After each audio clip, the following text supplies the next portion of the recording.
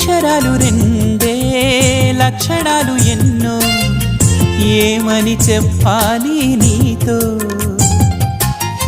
ఒక్క మాట అయినా తక్కువేమి కాదే